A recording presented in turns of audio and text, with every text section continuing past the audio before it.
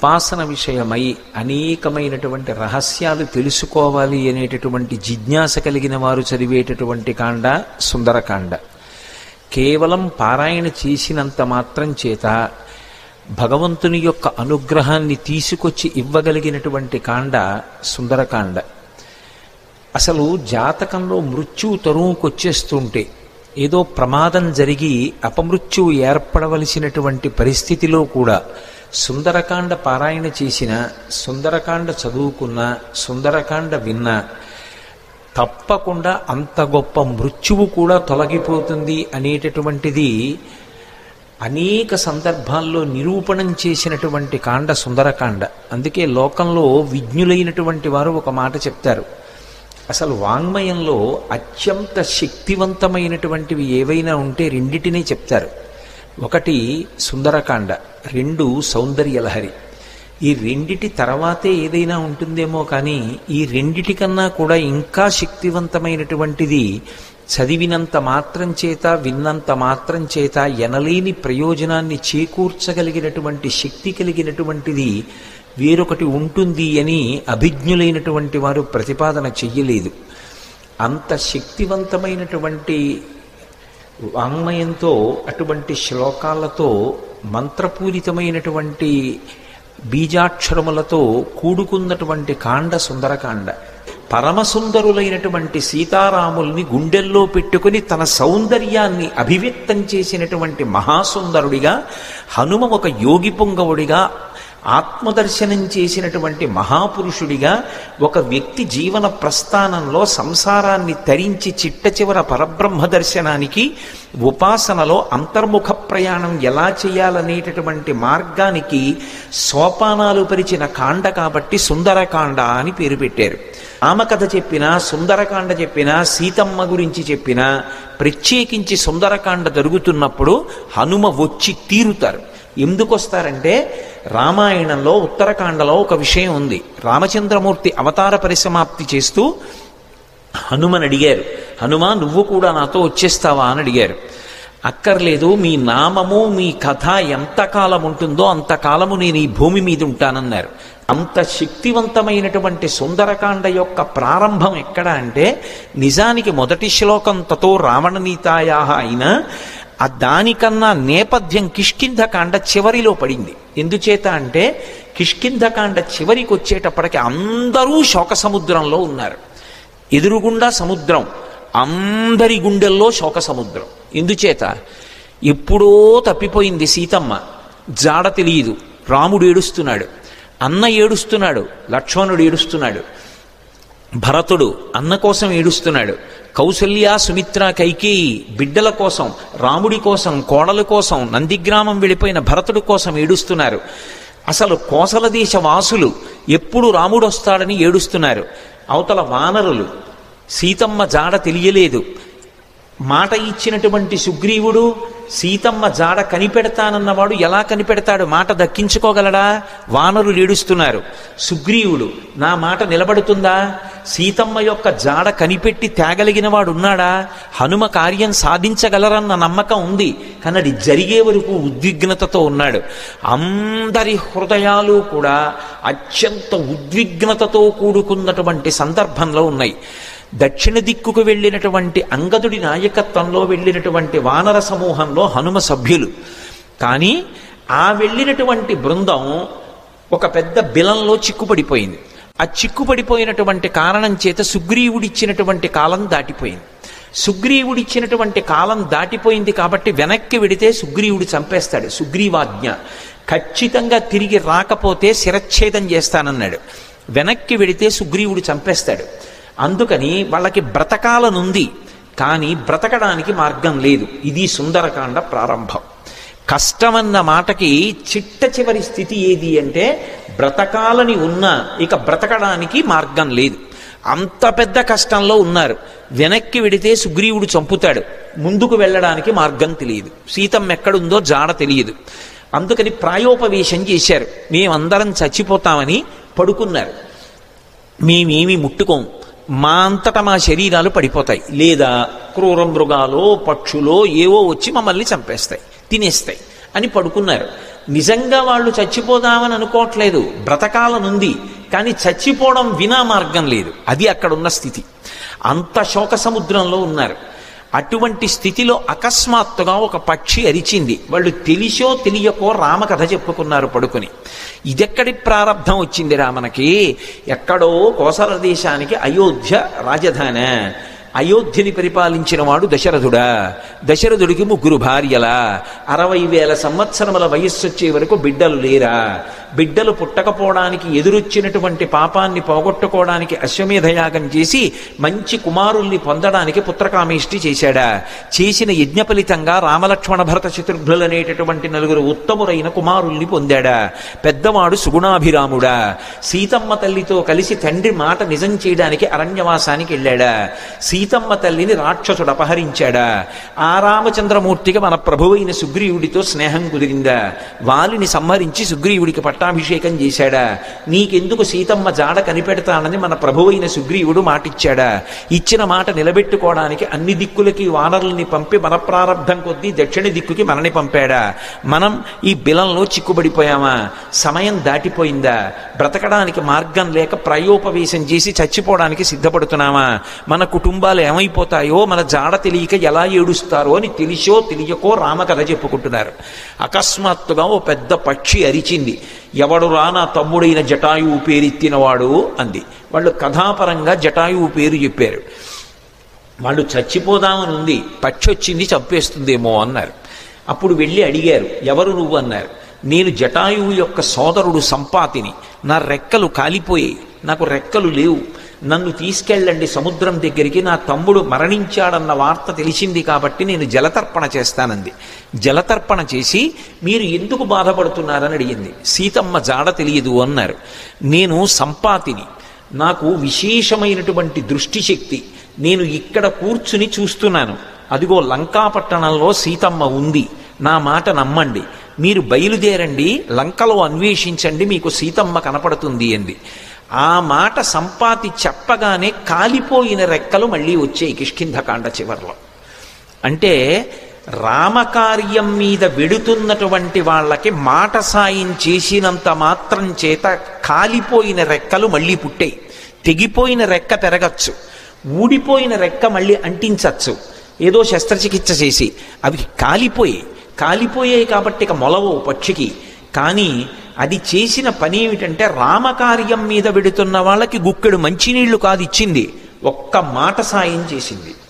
మాట సాయం చేసినంత మాత్రం చేత కాలిపోయిన రెక్కలు వచ్చాయి.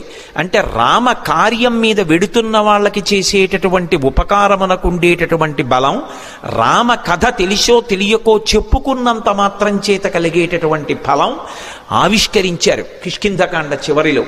కాబట్టి ఇప్పుడు సంపాతి వాక్కులు విని వాళ్ళందరూ దక్షిణ సముద్రానికి ఉత్తర తీరంలో కూర్చున్నారు.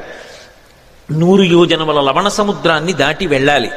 ఎవరు 100 యోజనముల సముద్రాన్ని దాటి వెడతారు? అందరూ ఎవరి బలాన్ని వాళ్ళు చెప్తున్నారు. అందులో పెద్ద పెద్ద వానరులు ఉన్నారు.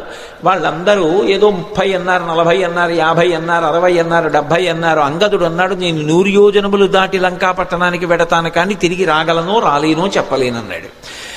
అందరూ అంతమంది పరివారం ఉండగా, పరివారం ఇక్కడ కూర్చుంటే ప్రభువు వెళ్ళి కార్యం చేస్తుంటే ఇంకెందుకు ఈ పరివారం, అలా నువ్వు వెళ్ళకూడదన్నాడు పెద్దవాడు జాంబవంతుడు. మరి ఎవరు పెడతారు? ఒక్క స్వామి హనుమ మాత్రం సముద్ర తీరంలో మిగిలిన వానరులకందరికీ దూరంగా కూర్చుని రామనామ జపం చేస్తున్నారు. ఎందుకని? ఆయనకి చిన్నతనంలో శాపం ఉంది. దేవతలందరూ ఇచ్చినటువంటి వరముల చేత విపరీతమైన బలం ఏర్పడిపోయింది. ఆ బలం ఏం చెయ్యాలో తెలియక చిన్నతనంలో మహర్షులు మడిబట్టలు ఆరేసుకుంటే వాటిని చింపేసేవారు, యజ్ఞకుండాలు కనపడితే తిరగతోసేసేవారు.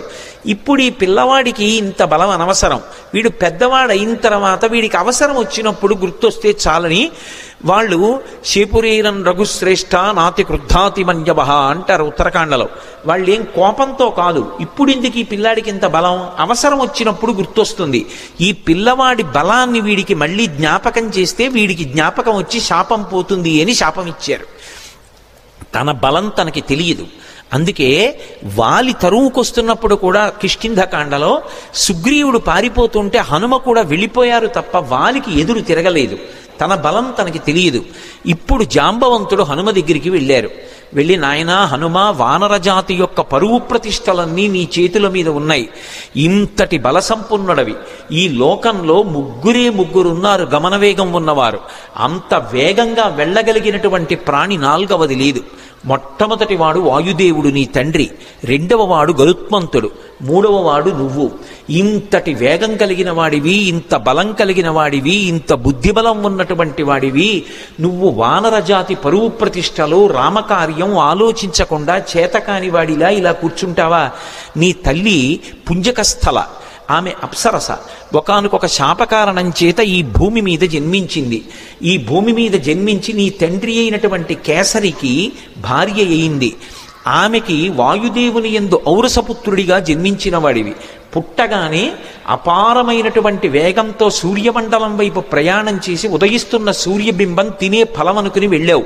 ఇంద్రుడు వజ్రం పెట్టి కొడితే హనువులంటే నీ యొక్క దవడ సొట్టబడి కింద పడ్డావు కాబట్టి నీకు హనుమ అని పేరొచ్చింది.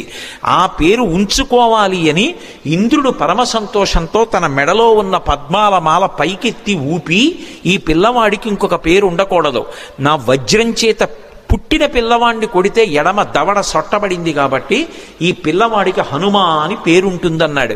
దేవతలందరూ తమ శక్తులు ధారపోశారు. నీ అంత శక్తివంతుడు లోకంలో ఇంకొకడు లేడు. ఇంతటి వేగం కలిగిన వాడివి, ఇంత శక్తి కలిగిన వాడివి, నువ్వు ఇలా కూర్చుంటావా? ఒకప్పుడు నాకు కూడా ఎంతో బలం ఉండేది. వామనమూర్తిగా శ్రీ మహావిష్ణువు ఈ భూమ్యాకాశములనన్నింటినీ ఆక్రమిస్తే ఇంతంతైవటుడు ఇంతయై వరుయుతానింతై యభోవీధిపై అంతై తోయదమండలగ్రమణ కల్లంతై ప్రభారాశిపై అంతై చంద్రునకంతయై ధ్రువునిపై అంతై మహర్వాటిపై అంతై సత్య పదోన్నతుండకుచు బ్రహ్మాండంత సంవర్ధియ్యి అని పెరిగిపోతే ఆ వామనమూర్తికి త్రివిక్రమావతారానికి 21 మార్లు ప్రదక్షిణం చేశాను నేను. కానీ ఇప్పుడు వృద్ధుణ్ణైపోయాను, బడలిపోయాను, 100 యోజనములు దాటలేను. కాబట్టి పిల్లవాడివి, శక్తివంతుడవు, నువ్వు శక్తి పుంజుకొని బయలుదేరాలని జాంబవంతుడు హనుమతో మాట్లాడి ఒక మాట అన్నాడు.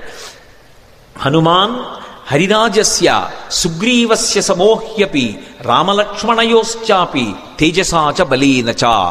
జాంబవంతుడు రామాయణంలో ఏదైనా చెప్పాడు అంటే దానికి ఒక ప్రమాణం ఉంటుంది. ఎందుకంటే సృష్టికర్త అయిన బ్రహ్మగారు ఆవలిస్తే బ్రహ్మగారి అంశతో బయటికి వచ్చినటువంటి వాడు. ఆయన అంటున్నాడు, హనుమాన్ హరిరాజస్య, ఓ హనుమ, నువ్వు వానరులకంతటికీ కూడా రాజుతో సమానమైన వాడివి.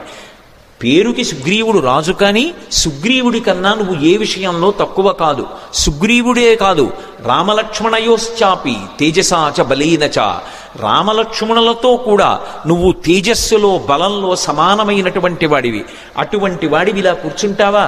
ఉత్తిష్ట హర్షార్దూల హరిషార్దూల లంఘవస్య మహార్ణవం పరాహి సర్వభూతానాం హనుమన్యా గతిస్తవ.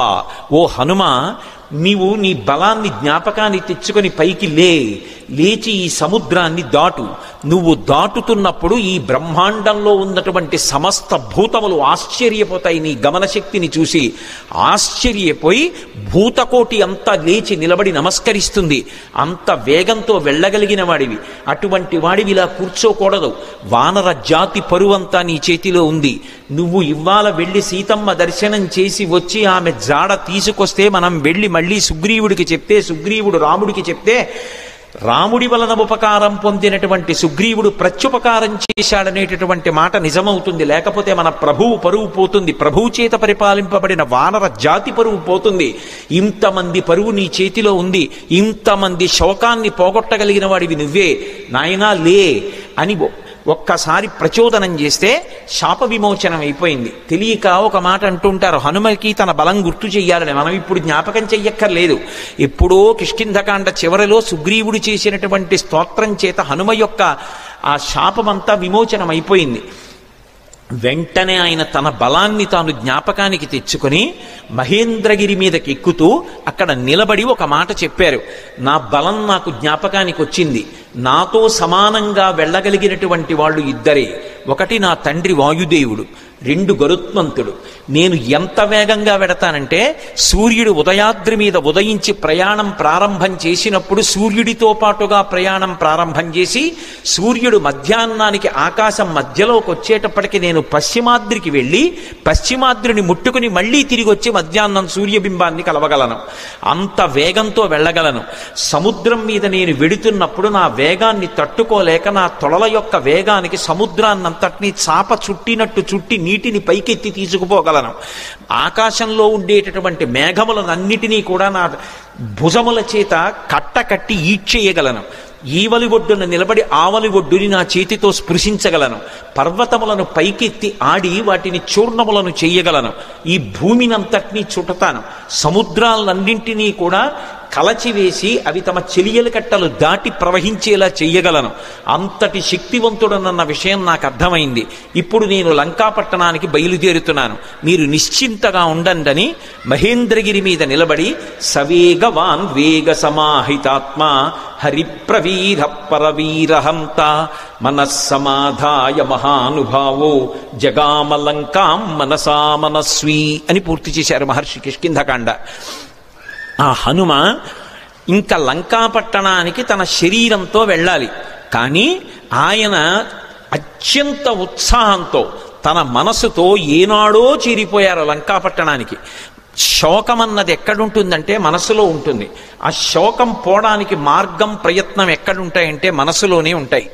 ఆ మనసు పరిపుష్టం కావాలంటే, మళ్ళీ అటువంటి తేజస్సుని పుంజుకోవాలంటే, ఎంత కష్టాన్నైనా దాటగలగాలంటే హనుమ యొక్క అనుగ్రహంతో సీతారాముల అనుగ్రహంతో మనసు ప్రచోదనం పొందాలంటే సుందరకాండ చదవండి అని చెప్తారు. ఇంతమంది వానరులు ఉత్తర తీరంలో నిలబడిపోతే ఒక్క హనుమ మాత్రం ఎంత ఉత్సాహంగా వెడుతున్నారంటే శత్రుపురానికి మనసుతో ఆయన చేరిపోయారు. ఇక శరీరంతో వెళ్ళాలంతే. అంత అద్భుతమైనటువంటి రీతిలో ప్రయాణం చేయడానికి ఆ మహేంద్రగిరి మీద నిలబడినటువంటి స్వామి హనుమ యొక్క స్థితిని ఆవిష్కరిస్తూ సుందరకాండ ప్రారంభం అవుతుంది. ప్రారంభం చేస్తూ మొదటి శ్లోకంలో మహర్షి అంటారు, తతో రావణనీతాయా సీతాయా శత్రుకర్షణ ఈయేష పథమన్వేష్టం చారణాచరితే పథి. చారణలు ప్రయాణం చేసేటటువంటి మార్గం ఏదుందో ఆ మార్గంలో ప్రయాణం చేసి రావణుడి చేత అపహరింపబడినటువంటి సీతమ్మ జాడ కనిపెట్టడానికి స్వామి హనుమ శత్రుకర్షణుడై సంకల్పమును చేసి ఉన్నారు. ఎవ్వరూ చెయ్యలేనటువంటి సంకల్పం. అవతల దుర్నిరీక్షుడైనటువంటి రాక్షసుడు, అపారమైనటువంటి తపస్సు చేసినవాడు, కాంచనలంకకి అధిపతి, 100 యోజనముల సముద్రాన్ని దాటి వెళ్ళాలి. ఆవలి ఒడ్డున దిగిన దగ్గర నుంచి విచ్చుకత్తులు పట్టుకుని రాక్షసులు నిలబడతారు. ఎవడి తేజస్సు చూసినంత మాత్రం చేత యమధర్మరాజు గారు కూడా కాకిలో దూరి పారిపోయాడో అంతటి మహాతేజస్ సంపన్నుడు. తన జీవితం మొత్తం మీద రామచంద్రమూర్తి చేతిలో చనిపోకముందు అతను ఓడిపోయింది 2 చేతిలోనే. ఒకటి వాలి చేతిలో ఓడిపోయాడు, 2 కార్తవీర్యార్జునుడి చేతిలో ఓడిపోయాడు. దిక్పాలకుడిని కూడా ఓడించాడు, దేవతల్ని ఓడించాడు, ఇంద్రుణ్ణి ఓడించాడు. అంతటి శక్తివంతుడు, దుర్నిరీక్షుడు, అసలు చూడ్డం కూడా సాధ్యం కాదు. అంతటి తేజస్సుతో వెలిగిపోతుంటాడు. కొన్ని కోట్ల మంది రాక్షసులు నిరంతరం పరివేష్టించి ఉండి లంకాపట్టణాన్ని కాపలా కాస్తూ ఉంటారు. అటువంటి లంకాపట్టణంలో అతను ప్రాణ సమానంగా భావించి దాచినటువంటి సీతమ్మ యొక్క జాడ కనిపెట్టాలనేటటువంటి సంకల్పం చేసుకుని బయలుదేరుతున్నారంటే అటువంటి సంకల్పం చెయ్యగలిగినటువంటి వాడు వేరొకడెక్కడుంటాడు. అందుకని ఈయేష, ఎంత గొప్ప సంకల్పం చేశారు. అందుకని ఈయేష పథమన్వేష్టం చారణాచరితే పథి. చారణాచరితే పథి అంటే చారణులు అంటే దేవగాయకులు. రామాయణంలోనే అనేక చోట్ల వాళ్ళ ప్రస్తావన వస్తుంది. శంకర భగవత్పాదులు చేసినటువంటి నవరత్నమాలికా స్తోత్రంలో కూడా చారణుల గురించినటువంటి ప్రస్తావన ఉంటుంది. చారణులు ఎప్పుడు శుభవార్తలు చెప్తూ ఉంటారు. సుందరకాండ ప్రారంభమే శుభవార్తలు దేవతలకి చెప్పేటటువంటి చారణుల యొక్క ఒక్కసారి వాళ్ళ స్మరణతో ప్రారంభమవుతుంది. అంటే సుందరకాండ ఎవరు చదువుతున్నారో ఎవరు వింటున్నారో వాళ్ళు శుభవార్త వింటారు అన్నది అన్యాపదేశంగా వాల్మీకి మహర్షి జాతికి ఇస్తున్నటువంటి అభయం. ఆ చారణులు దేవగాయకులు. వాళ్ళు భూమికి దగ్గరగా తిరుగుతూ ఉంటారు. వారు భూమి మీద దిగరు, ఆకాశ మార్గంలో వెడుతూ ఉంటారు. అంటే స్వామి హనుమ సముద్రం మీద కాకుండా, సముద్రానికి తగలకుండా ఆకాశ మార్గంలో వెళ్ళడానికి నిర్ణయించుకున్నారు అన్నది భావన. ఎందుచేత అంతటి శక్తివంతుడు, అంతటి గమనవేగం కలిగిన వాడు, గరుత్మంతునితో సమానమైన వాడు కాబట్టి ఆయన వెళ్ళగలరు ఆకాశంలో. కాబట్టి తతో రావణనీతాయా సీతాయా శత్రుకర్షణ ఈయేష పథమన్వేష్టం చారణా చరితే పథి. అదే శ్లోకం సంసారమనేటటువంటి సముద్రాన్ని తరించడానికి ఎటువంటి ఉపాయములను అనుష్ఠిస్తారో అటువంటి ఉపాయములు హనుమ ద్వారా ఆవిష్కరింపబడిన కాండ కాబట్టి అదే శ్లోకాన్ని వేరొక రకంగా అన్వయం అయినప్పుడు హనుమ వలన మాత్రమే మళ్ళీ అందులో ఇంకొక విషయం ఆవిష్కరింపబడుతుంది. ఆయన చారణా చరితే పది, చారణులు వెళ్ళినటువంటి మార్గంలో వెడుతున్నారు. చరణము అన్న మాట దేనికి అన్వయం అవుతుందంటే ప్రధానంగా వేదంలో ఉండేటటువంటి మంత్రభాగాలు ఉంటాయి. వేదంలో ఉండేటటువంటి మంత్రభాగాలకి సంబంధించినటువంటి విభాగాల్ని చరణములు అని పిలుస్తారు. చారణ చరితేపథి అంటే వేదము చేత చెప్పబడినటువంటి సంప్రదాయబద్ధమైనటువంటి మార్గంలో ప్రయాణం చేసి బ్రహ్మ విద్యాస్వరూపిణి అయినటువంటి సీతమ్మ జాడ తెలుసుకోవడానికి ఒక గొప్ప ఉపాసకుడు ఉపాసన ప్రారంభం చేశాడు. అంతర్ముఖత్వాన్ని, లంక అనబడేటటువంటి ఈ శరీరం లోపలికి వెళ్ళి ఇక్కడే ఉన్నటువంటి సీతమ్మ యొక్క దర్శనానికి వెడుతున్నాడు. అలా వెడుతున్నవాడు మహాసాధకుడు, మహాపురుషుడు. ఆయన తప్ప మిగిలిన వాళ్ళు ఈ కంటితో ఎదురుగుండా ఉన్న వాటిని చూసి ఆనందపడుతుంటే, భోగం అనుభవిస్తుంటే, ఆయన ఈ కన్నులు మూసి వేదము చేత చెప్పబడినటువంటి మంత్రములను ప్రమాణంగా తీసుకుని చారణా చరితేపథి, ఆ వేదము చెప్పిన సంప్రదాయ పద్ధతిలో అంతర్ముఖత్వంతో లోపల ఉన్నటువంటి బ్రహ్మ విద్యాస్వరూపిణి అయినటువంటి జగన్మాత దర్శనానికి బయలుదేరుతున్నారు. ఇది చెప్పడం ఆ శ్లోకానికి ఉన్నటువంటి ఆంతరమైనటువంటి అర్థం. అందులో రావణ అన్న చోట మధ్యలో ఉన్నటువంటి వా గాయత్రీ మహామంత్రంలో ఉన్నటువంటి బీజాక్షరం. అక్కడికి వచ్చేటప్పటికి బీజాక్షరం ప్రతిపాదింపబడింది. గాయత్రీ మంత్రం ఒక్కదానికి ఒక ప్రత్యేకత. 24 అక్షరాలు బీజాక్షరాలే. 24 అక్షరాలకి ఋషులున్నారు, 24 అక్షరాలకి అధిష్టాన దైవాలు ఉన్నారు. ప్రత్యేకించి ఈ వా అన్న అక్షరాన్ని రోజు గాయత్రీ మహామంత్రంలో అంతర్భాగంగా ఎవరు జపం చేస్తారో వాళ్ళకి అజ్ఞానము తొలగిపోయి జ్ఞానము కలుగుతుంది. అంత గొప్పగా అజ్ఞానమును తొలగించగలిగినటువంటి ఒక యోగి స్వరూపయ్యి అటువంటి మార్గాన్ని మనకి ప్రచోదనం చేస్తూ ఉపాసనా రహస్యములను ఆవిష్కృతమయ్యేటటువంటి రీతిలో స్వామి హనుమ లంకాపట్టణానికి బయలుదేరుతున్నారన్నది ఆ శ్లోకంలో సంకేతం. అందుకని తతో రావణనీతాయా సీతాయా శత్రుకర్షణ ఈయేష పథమన్వేష్టం చారణా చరితే పథి. శత్రుకర్షణ అంటే శత్రువులను అణచినవాడు. ఏవి శత్రువులు? కామక్రోధ లోభ మదమోహమాత్సర్యములే శత్రువులు. కానీ లోకంలో అందరికీ ఎవడి కామం వాడికి సంతోషంలా అనిపిస్తే అవి శత్రువులని భావించి వాటిని పక్కకి పెట్టి భగవద్దర్శనం కోసమని శ్రమిస్తున్న వాడెవరున్నాడో వాడు ఉపాసకుడు. అందుచేత ఆయన శత్రుకర్షణుడైనటువంటి హనుమ బయలుదేరుచున్నారు. ఈ శ్లోకంలో గొప్ప విషయం ఏమిటంటే అసలు ఎప్పుడూ రామాయణం వినని వాడికి ఈ శ్లోకంతో కథ మొదలుపెట్టారనుకోండి, అందులో హనుమ పేరు లేదు. మీరు పూర్వాపరాలు చెప్తే తప్ప ఎవరు బయలుదేరుతున్నారో తెలియదు. కానీ ఈ జాతి గొప్పతనం ఏమిటంటే రామాయణం తెలియని వారు ఉండరు కాబట్టి హనుమ బయలుదేరుతున్నారు అని నేను చెప్పేసేయచ్చు. యథార్థంగా ఆలోచిస్తే అందులో ఎక్కడుంది హనుమ పేరు? ఆ ప్రారంభ శ్లోకంలో తతో రావణనీతాయా సీతాయా శత్రుకర్షణ ఈయేష పథమన్వేష్టం చారణా చరితే పథి. ఆయన బయలుదేరుతున్నారు. ఎవరాయన? హనుమ. అంటే కిష్కింధకాండతో అన్వయం చెయ్యి. సుందరకాండని సుందరకాండగా మొదలుపెట్టేయవద్దు. సుందరకాండ గొప్పతనం తెలియాలంటే, రామకథా బలం తెలియాలంటే, హనుమ యొక్క వైభవం తెలియాలంటే, అందరూ సంతోషాన్ని పొందడం మొదలైందని తెలియాలంటే, ఆయన ప్రయాణించేటటువంటి ఆయన శక్తి నీకు తెలియాలంటే కిష్కింధకాండతో అన్వయం చేసే సుందరకాండ మొదలుపెట్టు సుమా. అన్యాపదేశంగా మహర్షి యొక్క సంకేతం. అందుకని ఇప్పుడు స్వామి బయలుదేరడానికి సిద్ధంగా ఉన్నారు.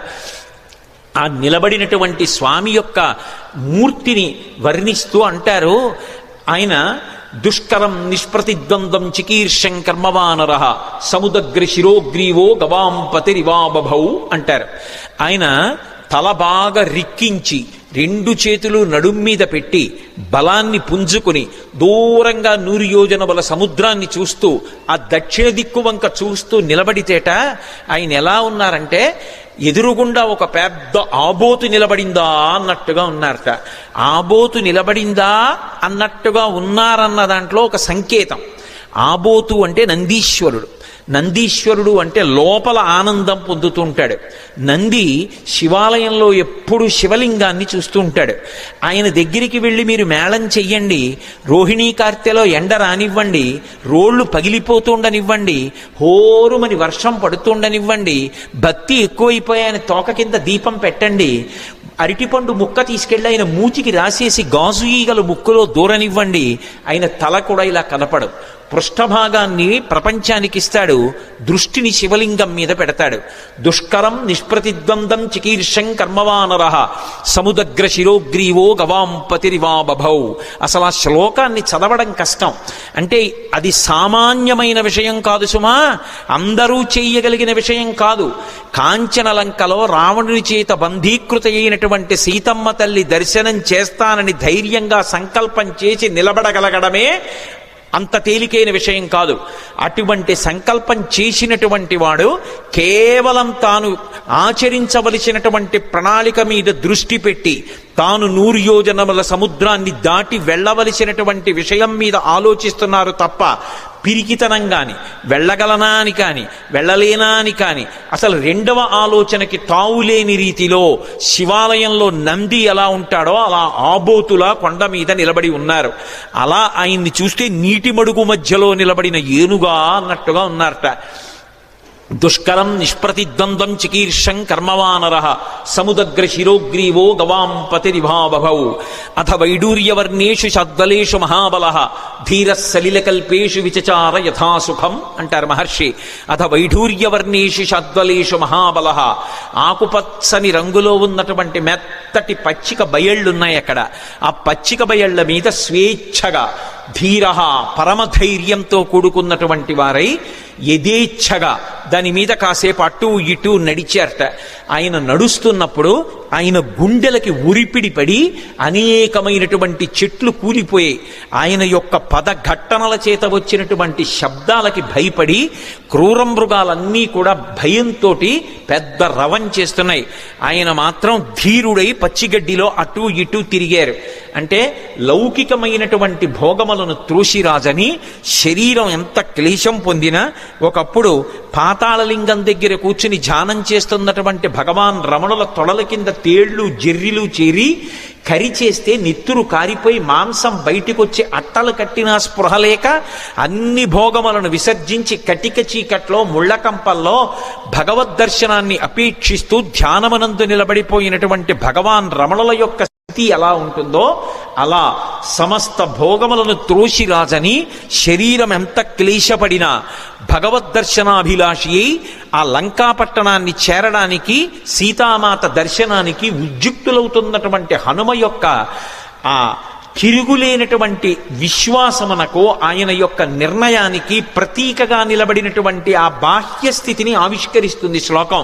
అందుకని అథ వైడూర్యవర్ణేషు షద్వలేషు మహాబల ధీర సలిలకల్పేషు విచచార యథాసుఖం.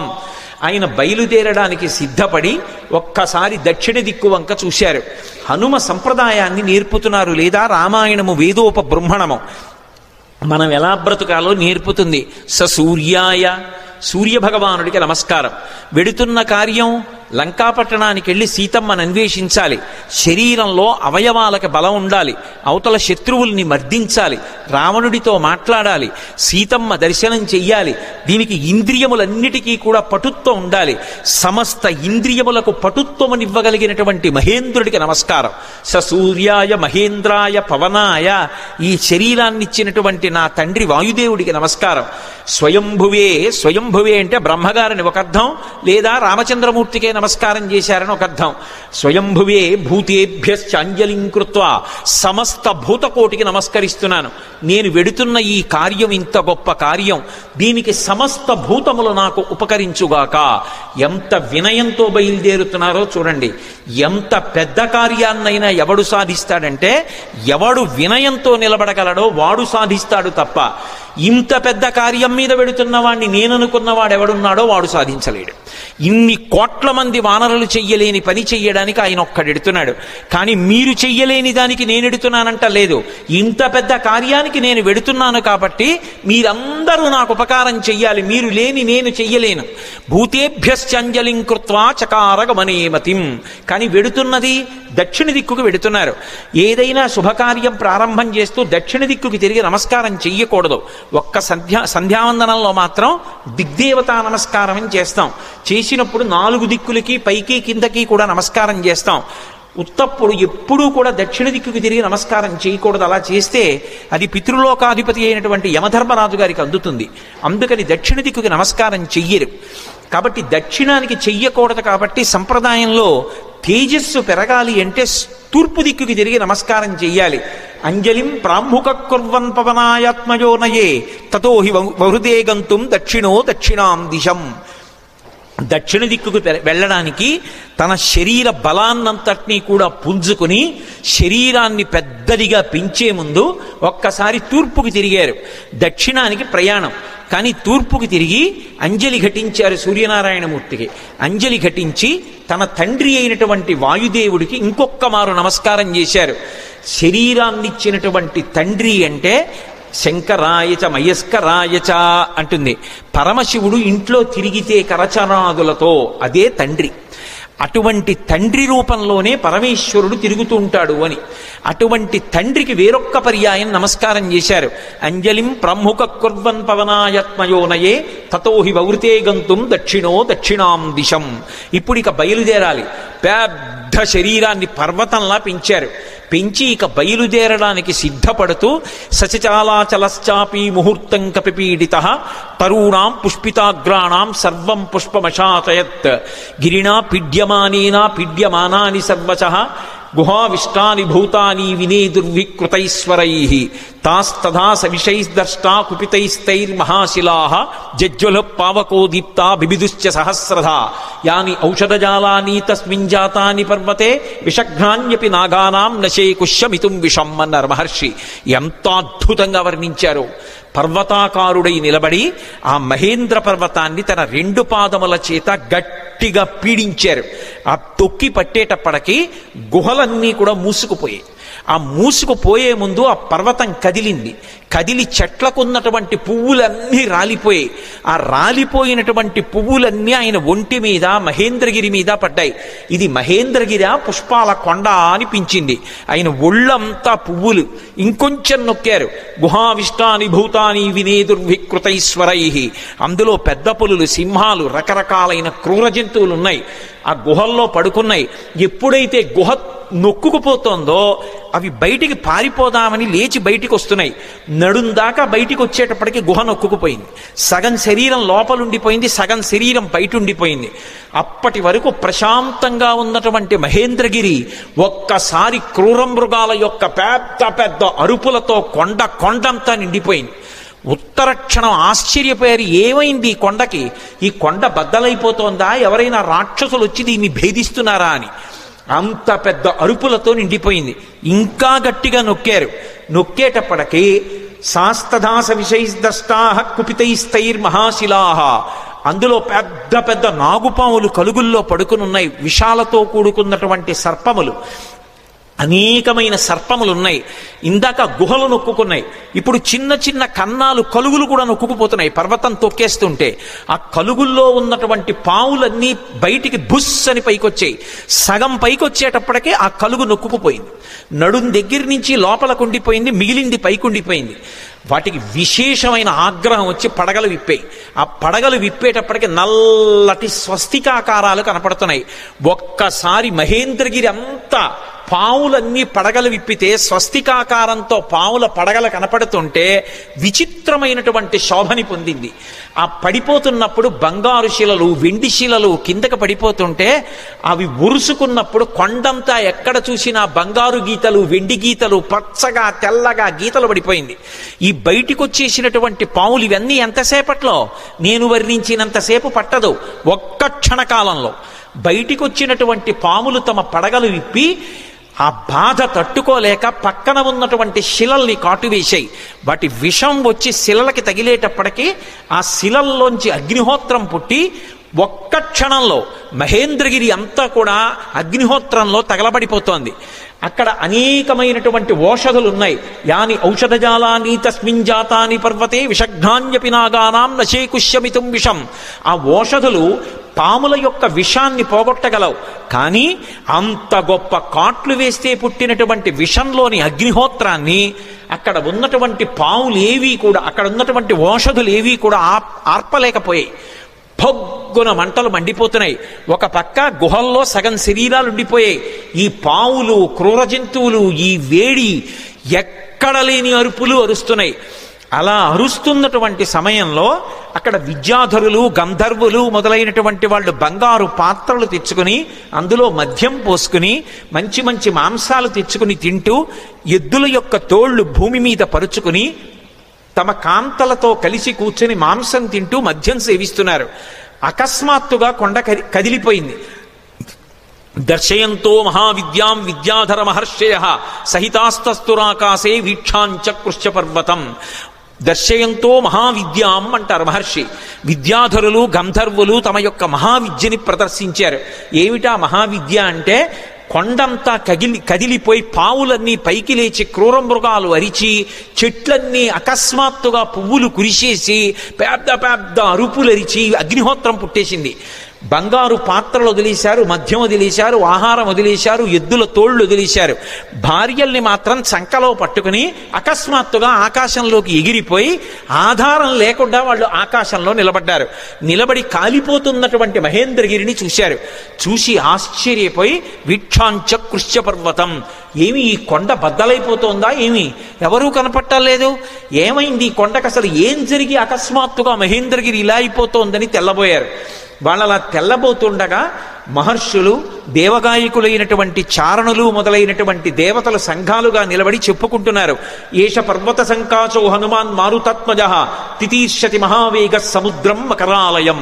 మొసళ్లతో కూడుకున్నటువంటి, రాక్షసులతో కూడుకున్నటువంటి 100 యోజనముల లవణ సముద్రాన్ని తాను దాటి వెళ్ళి వానరజాతి పరువు ప్రతిష్టలు నిలబెట్టి సీతమ్మ జాడ తెలుసుకుని రామచంద్రమూర్తికి నివేదించడానికి పర్వత శరీరుడైనటువంటి స్వామి హనుమ పరాక్రమాన్ని పుంజుకుని దీన్ని లంఘించడానికి సిద్ధపడుతున్నారు.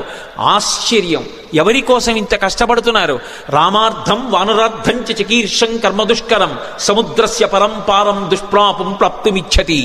రాముడి కోసం, వానరుల కోసం స్వార్థత్యాగం చేసి తాను ఇంత క్లేశపడుతూ ఈ సముద్రాన్ని దాటడానికి అదిగదిగదిగో స్వామి హనుమ బయలుదేరుతున్నారని ఆ విద్యాధరులందరూ లేచి నిలబడి ఆయనకి నమస్కరించి స్తోత్రం చేస్తున్నారు.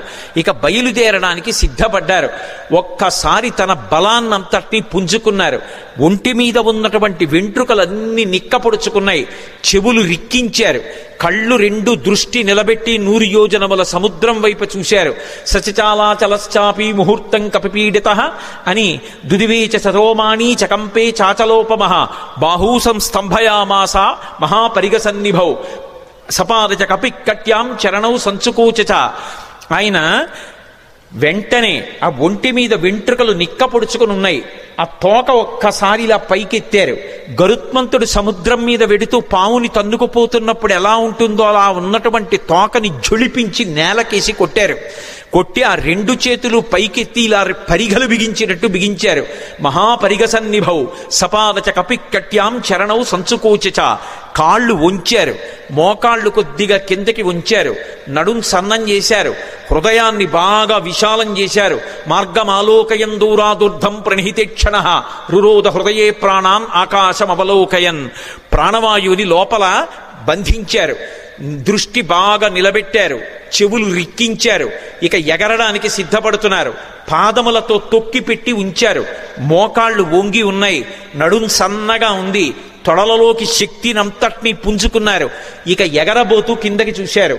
చిన్న చిన్న రూపాలతో కొన్ని లక్షల వానరములు స్వామికి నమస్కారం చేస్తూ శుభం కలగాలని, వానరజాతి పరువు నిలబడాలని స్తోత్రం చేస్తున్నాయి. వాళ్ళ వంక చూసి ప్రతిజ్ఞ చేశారు. తతో రావణనీ నేను బయలుదేరే ముందు యథా రాఘవ నిర్ముక్త శరశ్వసన విక్రమ గచ్చేతద్గమిష్యామి లంకాం రావణపాలితాం నహి ద్రక్ష్యామి ఇది లంకాయాం జనకాత్మజాం అనేన విహివేగేన గమిష్యామి సురాలయం బద్ధ్వా రక్షత రాజేన మానయిష్యామి రావణం సర్వదా కృతకార్యోహామీష్వామి సహసీతయా అన్నారు. నేను ఇప్పుడు బయలుదేరి వెళ్ళేటప్పుడు నా శక్తితో వెళ్ళటం లేదు. రామచంద్రమూర్తి తన ఎడమ చేత్తో బంగారు కోదండాన్ని పట్టుకుని అక్షయ బాణతూణీరంలోంచి బాణాన్ని తీసి కుడి చేతితో వింటినారికి సంధించి ఆకర్ణాంతంలాగి విడిచిపెట్టబడినటువంటి రామబాణం మధ్యలో ఆగకుండా వెళ్లి లక్ష్యం మీద ఎలా పడిపోతుందో అలా రామచంద్రమూర్తి యొక్క అనుగ్రహాన్ని పొందినటువంటి నేను లంకాపట్టణం మీద వెళ్లి పడతాను. ఆ పడిన తరువాత సీతమ్మ జాడ కనిపెట్టడానికి అన్వేషిస్తాను. ఒకవేళ నాకు సీతమ్మ జాడ దొరకకపోతే 10 తలలు కలిగినటువంటి రావణాసురుణ్ణి బంధించి తీసుకొచ్చి ప్రస్రవణ పర్వత చక్రముల మీద కూర్చున్న రామచంద్రమూర్తి పాదముల దగ్గర పడేసి వాడి చేత నిజం కక్కిస్తాను. ఒకవేళ రావణుడు కూడా కనపడకపోతే అక్కడి నుంచి స్వర్గలోకానికి వెళ్లి స్వర్గలోకంలో కూడా సీతమ్మను అన్వేషిస్తాను. స్వర్గంలో కూడా సీతమ్మ కనపడకపోతే తిరిగి వచ్చి రావణ యొక్క లంకాపట్టణాన్ని పెళ్లగించి చేత్తో పట్టుకుని తీసుకొచ్చి సుగ్రీవుడి యొక్క సన్నిధానంలో నిలబెడతాను. అటువంటి బలాన్ని పుంజుకుని నేను బయలుదేరుతున్నాను, మీరు బెంగ పెట్టుకోకండి, రామకార్యాన్ని సాధిస్తాను. ఈషా ధృతి, ఆ పట్టుదలతో ప్రతిజ్ఞ చేసి ఇక బయలుదేరడానికి సిద్ధపడ్డారు. ఒక్కసారి ఎగిరేటప్పటికి ఊరు వేగోద్ధతా వృక్షా ముహూర్తం కపిమన్వయం ప్రస్థితా దీర్ఘమధ్వానం సబంధుమివ బాంధవాహ. ఆయన ఒక్కసారి సముద్రం మీదకి ఏటవాలుగా తెల్లవారుజాము కాలంలో ఎగిరితే కొన్ని వందల సంవత్సరముల నుంచి ఆ పర్వతం మీద పెరుగుతున్నటువంటి మహావృక్షములు కూడా కూకటి వేళ్లతో సహా పెకలింపబడి ఆయన తొడల వేగానికి ఆయనతో పాటుగా వెళ్ళి కొంత దూరం వెళ్ళిన తరువాత ఇక ఆ వేగంతో వెళ్ళలేక సముద్రంలో పడిపోయాయి. చిన్న చిన్న చెట్లు చాలా దూరం వెళ్ళాయి. ఆ వెళ్ళడం ఎలా ఉందంటే ముఖ్యమైనటువంటి బంధువులు దూర ప్రదేశానికి ప్రయాణం చేస్తుంటే అనుగమించి కొంత దూరం వెళ్ళి వీడ్కోలు పలికి వెనక్కి వస్తున్నటువంటి బంధువుల సమూహమా అన్నట్లుందిట. మహారాజుని అనుగమించి మహారాజు వెంట వెడుతున్నటువంటి సైన్యమా అన్నట్టుగా ఉందిట. ఒక దాంట్లో నిర్బంధం, ఒక దాంట్లో ఐచ్ఛికం. బంధువులు వెళ్ళేటప్పుడు స్వచ్ఛందంగా వెడతారు, సైన్యం వెళ్ళేటప్పుడు రాజుని అనుగమించాలి, రాజాజ్ఞ. ఎలా వెడతారో అలా వెడుతున్నారు. అలా వెళ్ళి ఆ చెట్లన్నీ కూడా బరువైనటువంటి చెట్లు ముందు పడిపోయాయి, తేలికైన చెట్లు చాలా దూరం హనుమతో పాటు వెళ్ళాయి.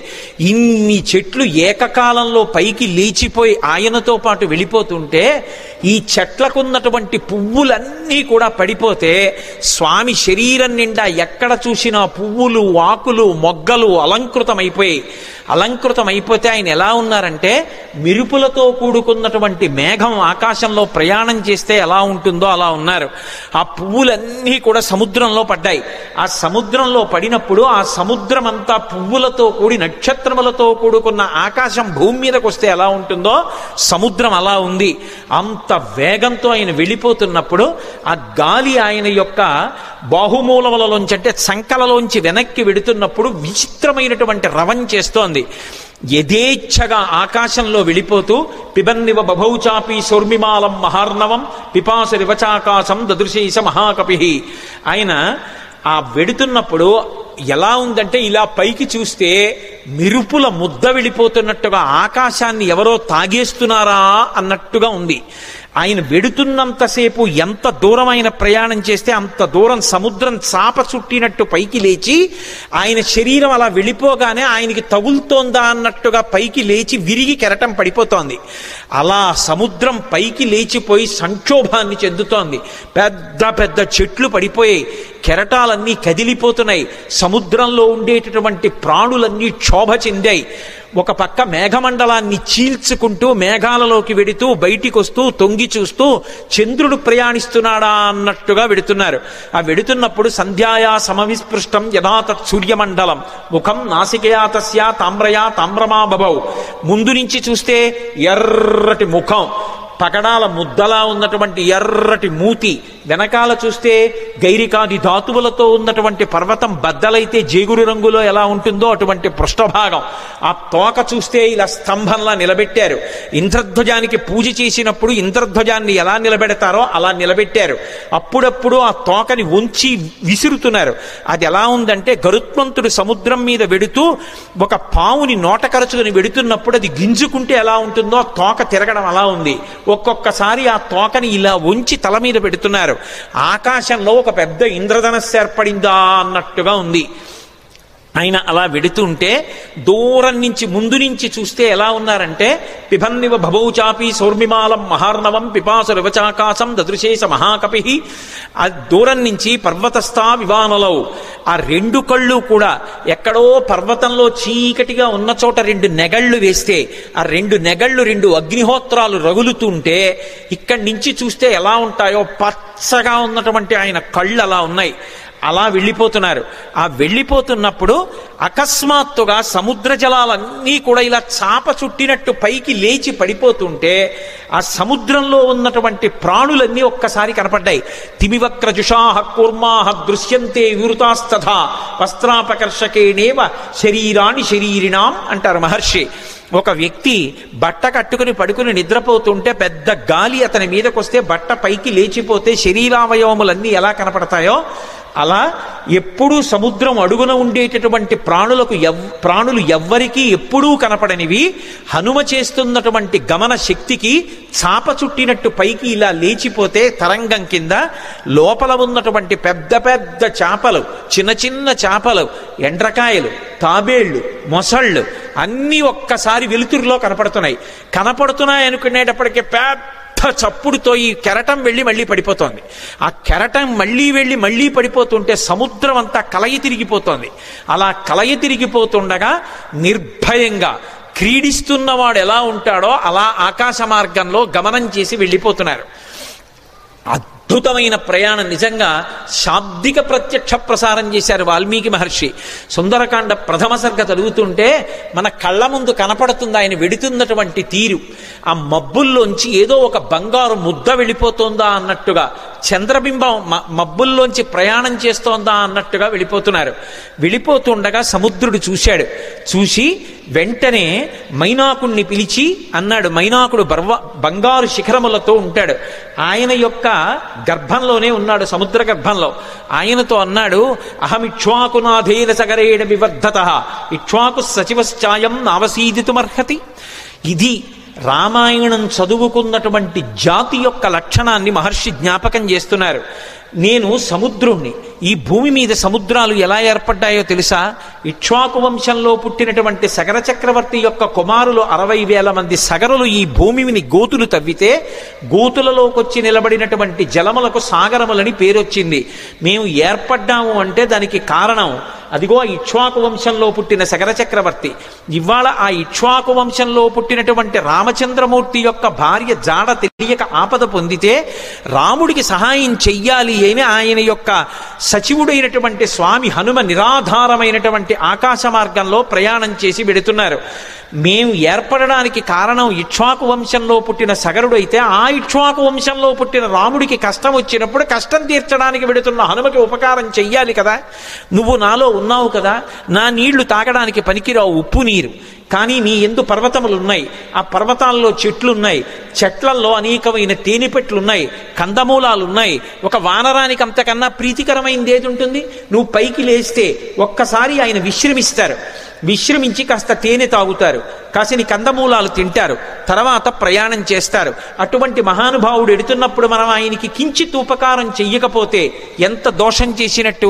పాతాళ శాప్రమేయస్యా ద్వారమావృత్య తిష్టసి తిర్యగూర్త్వమలశ్చైవా శక్తిస్తే శైలవర్ధితం.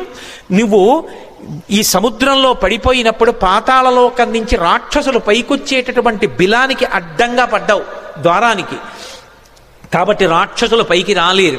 కానీ నీకు ఒక శక్తి ఉంది, నువ్వు పైకి పెరగలవు, పక్కలకి పెరగలవు, కిందకి వెళ్ళగలవు. కాబట్టి పైకి లే. స్వామి హనుమ వస్తున్నారు, తొందరగా లే. ఎందుకో తెలుసా? కర్తవ్యమకృతం కార్యం సతాం మన్యుముదీరయేత్. ఆర్షవాక్కు అద్భుతమైన విషయాన్ని చెప్తున్నారు. మహాత్ములకు కోపం రాదు, కానీ అటువంటి మహాత్ములు కూడా కోపగిస్తారు. ఎప్పుడు కోపగిస్తారో తెలుసా? చెయ్యవలసిన పని చెయ్యడం కాదు, చెయ్యవలసిన పని చెయ్యవలసిన సమయానికి చెయ్యకపోతే మహాత్ములకు కూడా ఆగ్రహం వస్తుంది. అందుకని ఆయన దాటిపోక ముందు నువ్వు లేవాలి. అయ్యో నాకు తెలిసి లేచేటప్పటికి ఆయన వెళ్ళిపోయారు అనకూడదు. ఆయన రాకముందు లేచి నిలబడాలి. మహాత్ములు వచ్చేటప్పటికి సిద్ధంగా ఉండాలి.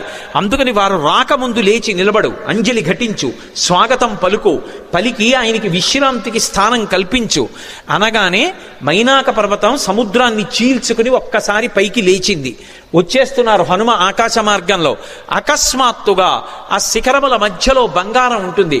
బాలసూర్యుని యొక్క కిరణములు పడి తెల్లవారుజాము కాలమేమో మరింత శోభిస్తోంది. ఆకాశం అంతా బంగారు వర్ణం పొందేసింది. అకస్మాత్తుగా సముద్రంలోంచి శిఖరములు లేచాయేమో, సముద్ర రంగంతా కూడా బంగారు రంగు అయిపోయింది. ఆ శిఖరములు పైకి లేచాయి. దర్శయామాస శృంగాణి సాగరేణ నియోజిత శాతకుంభమయీ శృంగై సకిన్నర మహోరగై అంటారు మహర్షి. ఆ పర్వత శిఖరములు పైకి లేస్తే దాని మీద కిన్నరులు ఉన్నారు, దాని మీద భయంకరమైనటువంటి సర్పములు ఉన్నాయి, చెట్లున్నాయి, తేనెపట్లున్నాయి, కందమూలాలున్నాయి, బంగారంతో మెరిసిపోతున్నాయి ఆ శిఖరాలు. స్వామి హనుమ చూశారు, ఇదేమి ఇప్పటి వరకు లేనిది సముద్రంలోంచి అకస్మాత్తుగా బంగారు శిఖరాలు పైకి లేచాయే అని. మధ్యే లవణతోయస్య విఘ్నోయమితి నిశ్చిత. అకస్మాత్తుగా సముద్రంలోంచి బంగారు శిఖరాలు పైకి లేచాయంటే ఇది నేను చేస్తున్నటువంటి పనికి, నేను వెడుతున్న కార్యానికి విఘ్నం, నేను ఆగకూడదు అని వరసాపాతయామాస జీమూతమివ మారుతః తన వక్షస్థలంతో కొట్టారు శిఖరాల్ని. అవి చూర్ణములై పొడి అయిపోయి పడిపోయాయి. సముద్రంలో పడిపోగానే ఒక్కసారి మైనాకుడు పురుష రూపాన్ని దాల్చి నిలబడ్డాడు. అంతరిక్షస్థిత శ్రీమాన్ ఇదం వచనమబ్రవీత్. ఆకాశంలో నిలబడి స్వామి హనుమతో మాట్లాడుతున్నాడు. మహానుభావ, కృతీచ ప్రతికర్తవ్యం దేశధర్మ సనాతన సోయం తత్ ప్రతికారార్థి తత్వసమ్మానమర్హతి అతిథి కిల పూజార్హ ప్రకృతోపి విజానత. ఈ జాతికి ఒక లక్షణం ఉంది, ఉపకారం చేసిన వాడికి ప్రత్యుపకారం చెయ్యాలి. ఒక ఉపకారాన్ని పొంది తిరిగి ప్రత్యుపకారం చెయ్యకుండా ఉపకారాన్ని మరిచిపోయిన వాడు ఎవరుంటాడో వాడు కృతఘ్నుడు. అటువంటి కృతఘ్నుడికి నిష్కృతి లేదు. కిష్కింధకాండలో కూడా స్వామి లక్ష్మణుడు అంటాడు, బ్రహ్మఘ్నైచ సురాపేచ చౌరే భగ్నవ్రతీ తథా నిష్కృతిర్విహితా సిద్ధిః కృతఘ్నో నాస్తి నిష్కృతి.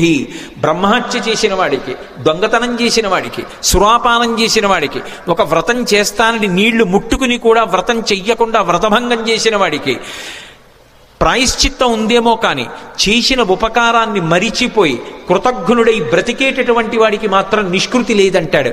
కాబట్టి కృతీచ ప్రతికర్తవ్యం దేశధర్మ సనాతన. ఉపకారం చేసిన వాడికి ఉపకారం చెయ్యొద్దు. నేను సముద్రంలో దాక్కున్నాను, దాక్కోవడానికి నాకు అవకాశం ఇచ్చి సముద్రుడు ఉపకారం చేశాడు. అంతేకాదు నీ తండ్రి నాకు ఉపకారం చేశాడు. ఒకానొకప్పుడు పర్వతాలకన్నిటికీ కృతయుగంలో రెక్కలుండేవి. పర్వతములు ఎగిరి వెళ్ళి ఎక్కడ కావాలంటే అక్కడ దిగేవి. అలా దిగుతున్నప్పుడు గ్రామాలకి గ్రామాలు, మునివాటికలు నశించిపోతుండేవి. అందరూ హాహాకారాలు చేస్తే దేవేంద్రుడు తన వజ్రాయుధంతో పర్వతాలకు ఉండేటటువంటి రెక్కలు తరిగేశాడు. అలా తరిగేస్తున్నప్పుడు నా రెక్కలు కూడా తరిగేస్తాడని నేను భయపడి భయంతో రెక్కలు ఉన్నా ఎగరలేక ఉండిపోయాను. అప్పుడు నీ తండ్రి వాయుదేవుడు చూశాడు, మిత్రత్వాన్ని పాటించి అయ్యో రెక్కలున్నా ఎగరలేకపోతున్నాడని నన్ను ఎత్తి ఇంద్రుడికి కనపడకుండా తీసుకొచ్చి సముద్రంలో పడేశాడు. నేను వెళ్ళి రాక్షసుడు పైకొచ్చేటటువంటి బిలమార్గానికి అడ్డుగా పడ్డాను. ఇంద్రుడు ఓరకంట చూసి పోనీలే భయంతో కదలడు కాబట్టి బిలమార్గం మూసుకుంది, రాక్షసులు పైకి రారు, ఉభయత్రా ఉపకారం జరుగుతుందని ఊరుకున్నాడు. రెక్కలున్నా కదలలేక ఆనాటి నుంచి ఈనాటి వరకు సముద్రంలో పడున్నాను. నీ తండ్రి వాయుదేవుడు నాకు ఉపకారం చేశాడు. ఆ తండ్రికి కొడుకువి నువ్వు. ఆత్మావై పుత్రనామాసి. ఆయనకి ఉపకారం చేస్తే ఎంతో, ఆయన కొడుక్కి ఉపకారం చేస్తే అంతే. అందుకని నువ్వు వెడుతున్నప్పుడు నీకు నేను ఉపకారం చెయ్యొద్దు. అతిథి కిల పూజార్హ ప్రకృతోపి విజానత. అసలు ఒక అతిథి లభించడమే చాలా కష్టం జీవితంలో. అటువంటిది మహాప్రాజ్ఞుడు, నవవ్యాకరణ పండితుడు, స్వార్థం లేనివాడు, రామచంద్రమూర్తి యందు అపారమైన భక్తి కలిగినటువంటి నీ వంటి మహాపురుషుడు అతిథిగా లభించడం అంటే నేను పొందిన అదృష్టం. నిపత్య మమశృంగేషు విశ్రమస్వ యథాసుఖం. ఒక్కసారి నా పర్వత శిఖరముల మీద దిగవయా, కాసేపు విశ్రాంతి తీసుకో, ఇంత తేనె తాగు, కాసిని కందమూలాలు తిను, కించిత్ విశ్రమించు, మళ్ళీ బయలుదేరి వెళ్ళిపో అన్నారు. విన్నారు హనుమ.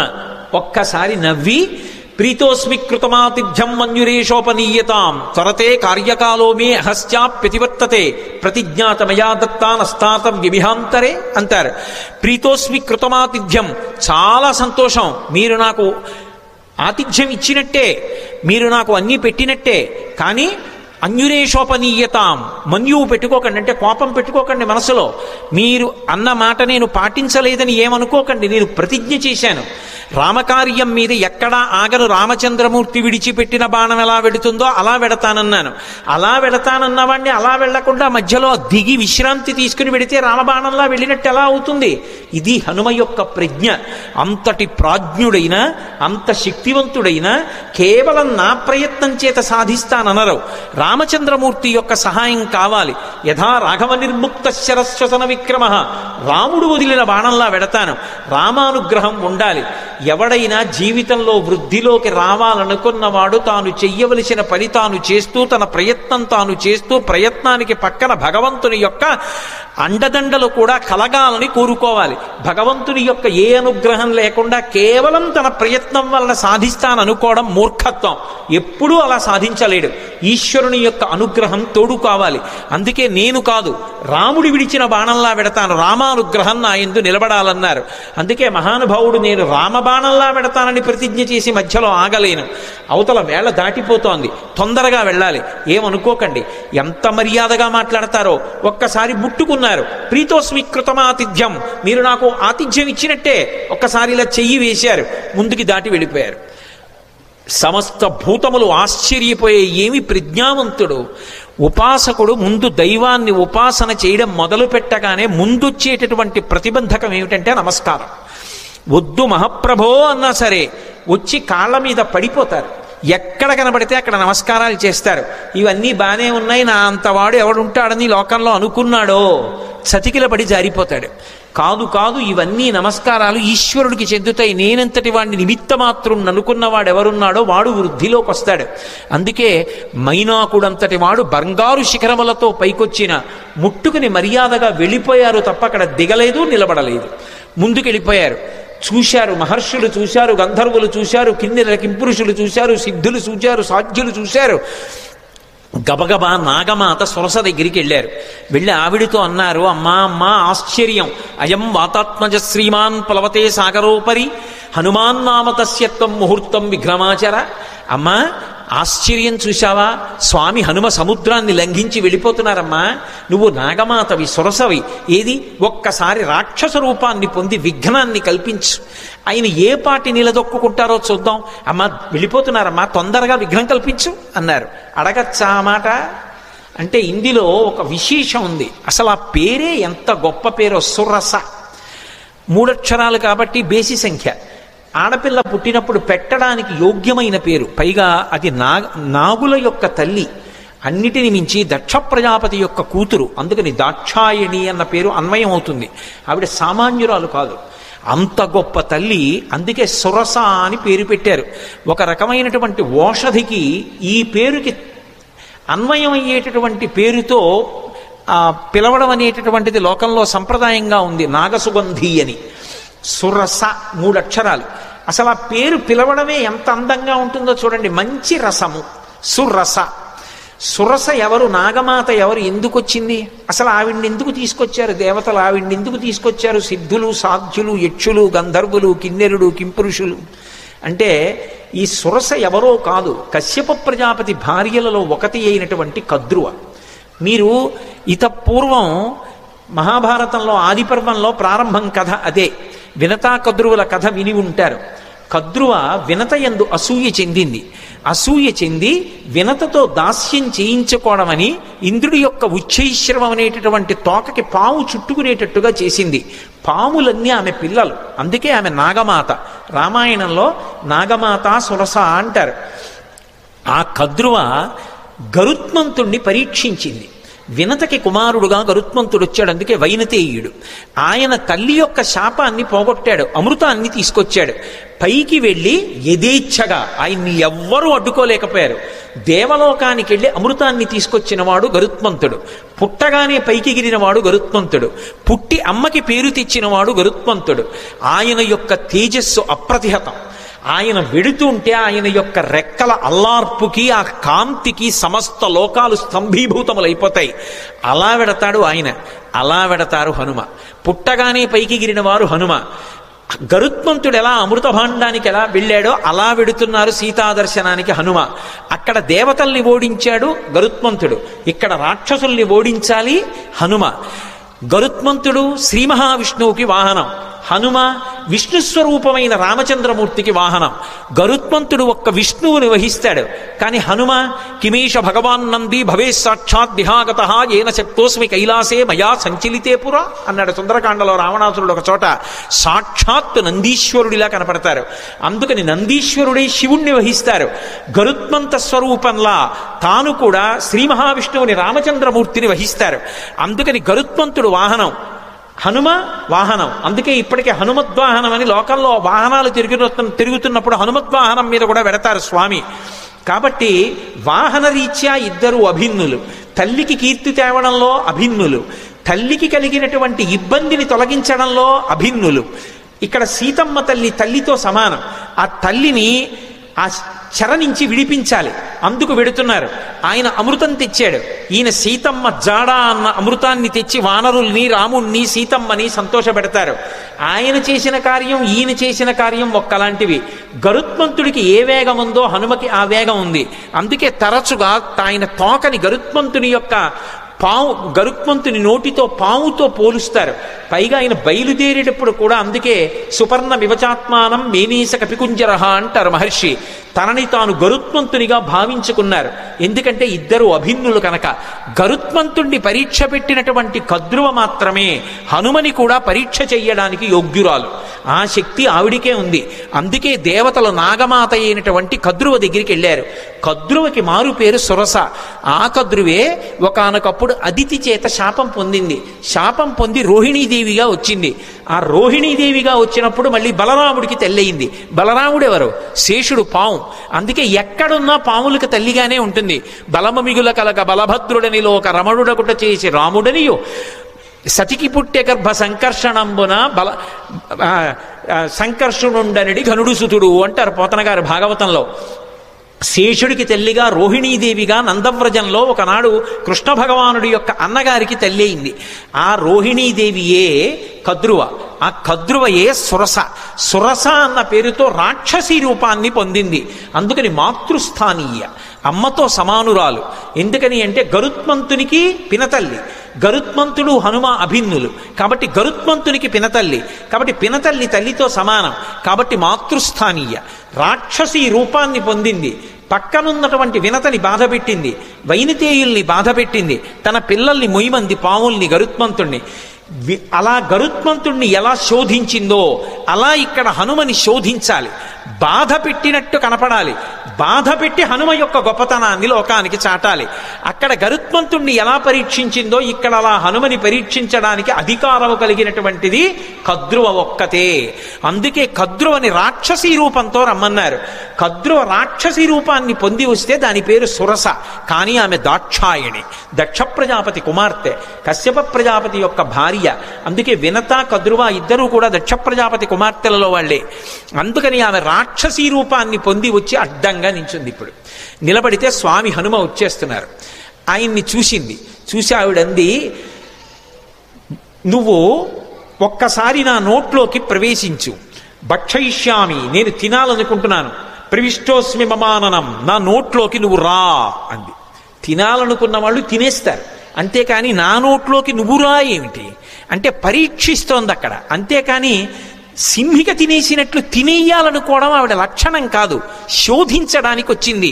ఇక్కడ వివేకం కావాలి. ఇలా ఎందుకంది ఆ మాట? ప్రవిష్టోస్మి మమాననం అని ఎందుకనాలి? భక్షయిష్యామి, నిన్ను నేను తినేస్తాను, నా నోట్లోకి రా అనరు. తినేయాలనుకున్న వాళ్ళు తినడానికి ఆపేస్తారు వేగాన్ని, ఆపి నోరు తెరిచి పట్టుకుంటారు. ఆవిడ నోరు తెరిచి పట్టుకోవట్లేదు, నోరు తెరిచి రా అంటోంది. ఏమిటి తేడా? ఎందుకని? అది వివేకం అంటే. అది ఉందా హనుమకి? తట్టుకుంటారా రేపు లంకలో? ఇది పరీక్షిస్తున్నారు దేవతలు. వెంటనే ఆయన మహానుభావుడు హనుమ చూశారు, ఇదేదో ప్రతిబంధకం వచ్చిందే, రాక్షసు వచ్చిందే, నోరు తెరిచిందే. ఆయన ఏం బెంగపెట్టుకోలేదు. వెంటనే ప్రహృష్టవదన శ్రీమాన్ ఇదం వచనమబ్రవీత్. ఆయన ముఖంలో సంతోషం అలాగే ఉంది. ఉపాసన చేసేవాడు దైవాన్ని చేరాలనుకునేవాడికి అనేకమైన కష్టాలు వస్తాయి. ఒక్కొక్కసారి సన్మానాలు వస్తాయి, ఒక్కొక్కసారి పెద్దవాళ్లతో పరిచయాలు వస్తాయి, ఒక్కొక్కసారి ఎంతటి వాళ్ళు నమస్కారం చేస్తారు, ఒక్కొక్కసారి ఎవడో రాళ్ళు విసురుతాడు. ఆ రాళ్ళు విసిరాడని బెంగ పెట్టుకోకూడదు, పువ్వులు జల్లారని పొంగిపోకూడదు. రెండిటికీ తట్టుకోవాలి. సురస వచ్చి ఎదురుగుండా నిలబడింది రాక్షసీ రూపంలో. ఆయన బెంగ పెట్టుకోలేదు. బెంగ పెట్టుకోలేదని చెప్పడానికి మహర్షి అద్భుత ప్రయోగం చేస్తారు. ప్రహృష్టవదన శ్రీమాన్ ఇదం వచనమబ్రవీత్. పరమ సంతోషంతో ఆవిడ వంక చూశారు. చూసి రామకథ చెప్తారు. హనుమ సుందరకాండలో 1కి 10 మాటలు రామకథ చెప్తారు, అందుకు వింటారు సుందరకాండ. కానీ చెప్పేటప్పుడు మళ్ళీ మొత్తం కథంతా చెప్పరు. ఎక్కడ ఎలా చెప్పాలో అలాగే చెప్తారంతే. ఒక్కొక్క చోట సంక్షిప్తంగా చెప్తారు. ఈ పరిస్థితుల్లో రామకథ వివరంగా చెప్పడం కుదరదు. అందుకే ఎంత సంక్షిప్తంగా చెప్పారంటే, రామో దాశరథిర్నామ ప్రవిష్టో దండకాననం లక్ష్మణేన సహభ్రాత వైదేహ్యా చాపి భార్యయా అథవా మైథిలీం దృష్ట్వా రామంచా క్లిష్టకారిణం ఆగమిష్యామితే వక్త్రం సత్యం ప్రతిశృణోమితే అన్నారు. అమ్మ, దశరథ మహారాజు గారి కొడుకు రామచంద్రమూర్తి సీతమ్మతో కలిసి తండ్రిని సత్యమునందు నిలబెట్టడానికి అరణ్యవాసానికి వస్తే రాముడి భార్య అయిన సీతమ్మని రావణుడన్న రాక్షసుడు అపహరించాడమ్మా. ఆ సీతమ్మ జాడ కనిపెట్టడానికి వెడుతున్నాను. ఒక్కసారి సీతమ్మ జాడ తెలుసుకుని రామచంద్రమూర్తికి చెప్పి వచ్చి నీ నోట్లోకి వచ్చేస్తాను, నన్ను మన్నించమ్మా, వదిలిపెట్టు అన్నారు. ఆవిడ తినేస్తానంటలేదు, పట్టుకోవట్లేదు. ఆవిడంది కుదరదు, ఇది దేవతల వరం, అంటే నిన్ను పరీక్షించాలి, దేవతలు అడిగారు కాబట్టి నువ్వు నా నోట్లోకి వచ్చి వెళ్ళు అంది. నా నోట్లోకి వచ్చాక ఏమో నాకు ఆహారం అయిపోవచ్చు, నువ్వు పరీక్ష తట్టుకోలేకపోవచ్చు, కాబట్టి నా నోట్లోకి వచ్చి వెళ్ళు అంది. ఆయన అన్నారు, అలాగేనా అమ్మ, తప్పదా, అలాగే పెడతాను అన్నారు. పెద్ద శరీరం పెంచారు. ఆ శరీరం పట్టద్దు, ఆవిడ నోరు తెరిచింది. ఇంకొంచెం పెంచారు, ఇంకొంచెం నోరు తెరిచింది.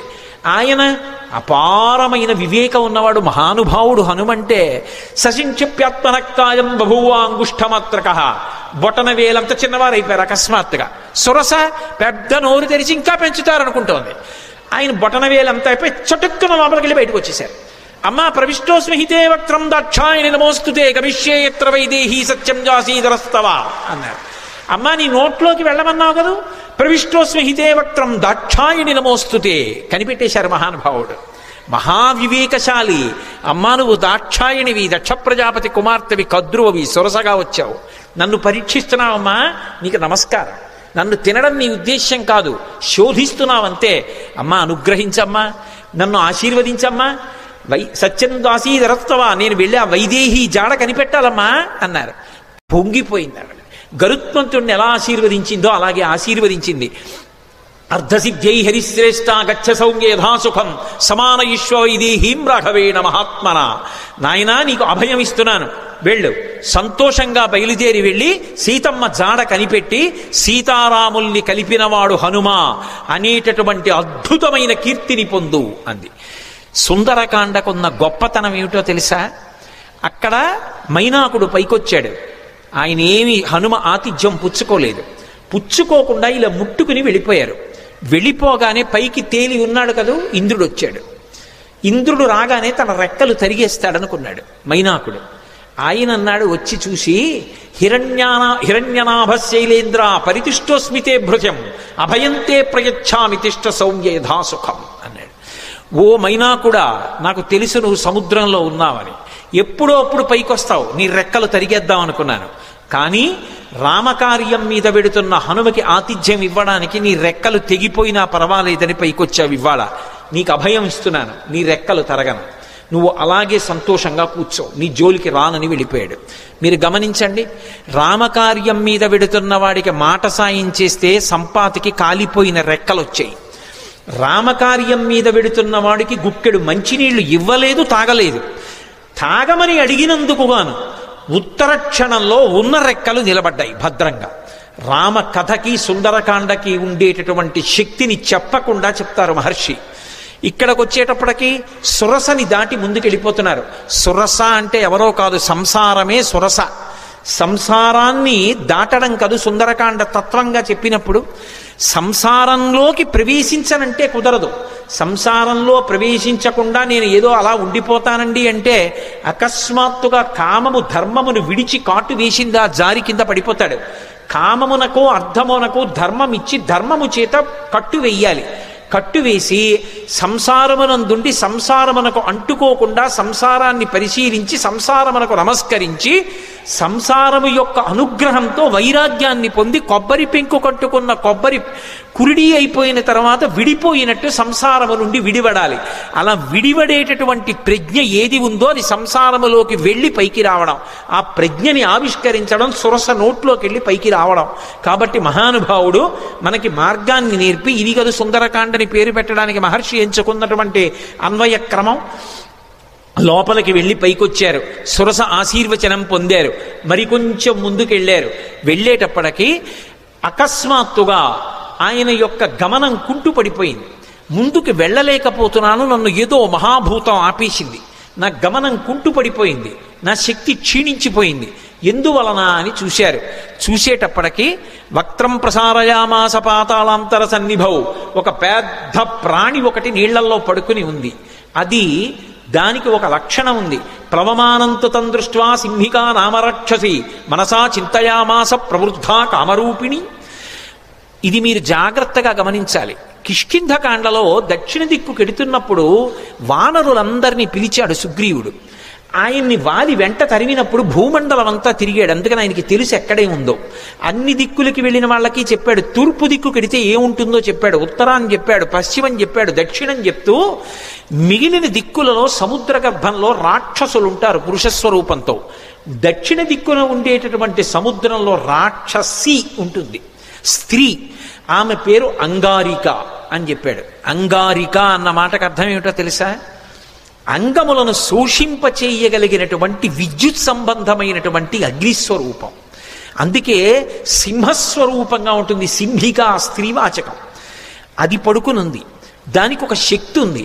అది చూసిందనుకోండి, ఆ చూసిన శక్తి చేత ఆపేస్తుంది, అవతల వాళ్ళ యొక్క శక్తి తనకి లాగేస్తుంది. అంత గొప్ప శక్తి సింహికది. అది లాగేసింది హనుమ యొక్క శక్తిని. ఆయన శక్తి కుంటుపడిపోయింది, ముందుకు వెళ్ళలేకపోయారు. ఆగిపోయి కిందకి చూశారు. ఏమి ఆపింది నన్ను అని చూశారు. ఒక్కసారి ఊర్ధమూల మనశ్చైవా వీక్షమాణస్తతకపి దదృశీ సమహత్సత్వా ఉద్దితం లవణాంభసి తదృష్ట్వా చింతయామాస మారుతిం వికృతానినం కపిరాజేన కడితం సత్వమద్భుత దర్శనం. ఓసారి కిందకి చూశారు, పైకి చూశారు, పక్కలకి చూశారు, నీటిలోకి చూశారు. పెద్ద నోటితోటి మహాప్రాణి ఒకటి పడుకునుంది. గమనించారు. ఓ, దీని గురించే సుగ్రీవుడు బయలుదేరే ముందు చెప్పాడు. ఒక మహాప్రాణి దక్షిణ సముద్రంలో కనపడుతుందని చెప్పాడు. అది పైన వెడుతున్న వాణ్ణి కూడా దూరం నుంచి చూసి కూడా వాడి శక్తిని లాగుతుందని చెప్పారు. ఇదేనమాట. దీన్ని ఉపేక్షించకూడదు. ఇది చంపే లక్షణం ఉన్నది. సురస చంపదు, ప్రవేశించి బయటికి వెళ్ళచ్చు, అనుగ్రహించడానికి వస్తుంది. సంసారం చంపేయడానికి రాదు.